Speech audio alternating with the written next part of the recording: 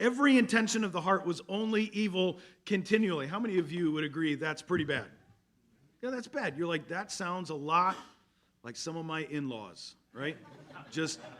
I got a couple neighbors fit into that category, but not me, right? Not our family. We're basically good people. Basically have a good heart. We know where we're coming from. Oh, isn't it interesting how quickly we slip into the world's view of the human heart and condition before God? Saying again that we are basically good people. We're not that bad. Well, friends, total depravity does not mean that we are as bad as we possibly could be. None of you, and I thank God for this, none of you, while you've been sitting in this room, have murdered anyone. I'm so grateful for that this morning. This would be a totally different Sunday morning, right? If that happened.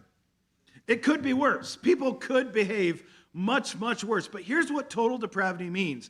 It means that every part of us, both good and bad, is contaminated by our sinful hearts and desires. So to put those two definitions together, sin affects every part of the human existence, both mind, will, and emotions, including shame and guilt and brokenness before a holy God. And every part of us, both good and bad, is contaminated by our sinful hearts and desires. And so God sends a flood of both judgment and salvation. We dare not miss that this was not God's plan to fix a broken world.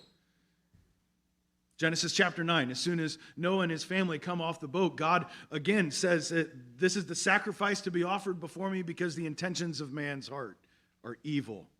The flood did not fix, the judgment did not fix the depravity in man's heart. What the flood did do was demonstrated, even in the midst of deep sinful darkness, God will save. This was an arrow pointing forward to an even greater salvation that would come in Christ.